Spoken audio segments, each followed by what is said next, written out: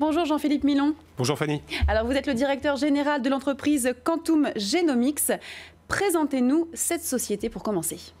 Alors Quantum Genomics est une société biopharmaceutique française qui a été créée en 2005 et qui développe un médicament pour traiter l'hypertension artérielle résistante et l'insuffisance cardiaque.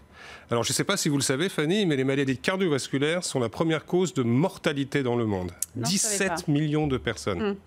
Et bien avant le cancer. Ah oui.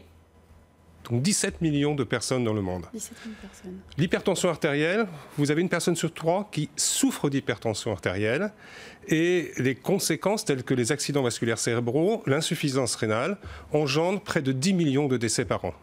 Et l'insuffisance cardiaque, vous avez 40 millions de patients qui souffrent de cette pathologie, 1 million en France, et le pronostic est très mauvais puisque la moitié des patients décèdent après 5 ans.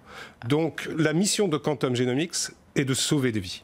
Vous sauvez des vies, et en quoi votre traitement est-il innovant particulièrement ? Alors notre traitement, tout d'abord, c'est l'aboutissement, parce que c'est très très long dans le médical, de 20 années de recherche et développement. Nous ciblons une enzyme au niveau cérébral, l'aminopeptidase A. Donc la classe thérapeutique que nous développons s'appelle inhibiteur de l'aminopeptidase A, ou Brain Aminopeptidase Inhibitor, de telle façon à traiter l'hypertension artérielle résistante, mais également de traiter les conséquences, et notamment l'insuffisance cardiaque. Et nous sommes la seule société dans le monde qui développe ce type de produit. Et où en êtes-vous précisément de ce développement ? Alors c'est très long dans le médical, c'est très très long. Je vous ai parlé tout à l'heure de 20 années de recherche et développement.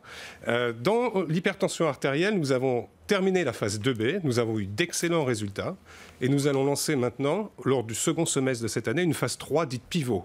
Pivot, ça veut dire qu'une seule étude sera suffisante pour mener à l'enregistrement du produit. D'accord. Et dans l'insuffisance cardiaque, nous venons juste de débuter une étude. En avril dernier, nous avons eu toutes les autorisations administratives, parce que ça aussi, c'est très long. Des comités d'éthique, des agences réglementaires. Donc, nous avons eu toutes ces autorisations, et depuis, les premiers patients ont été également recrutés. Déjà, donc on a des recrutements de patients, pas encore traités ? Alors, les patients, si vous voulez, quand ils sont recrutés, ils sont traités par la suite.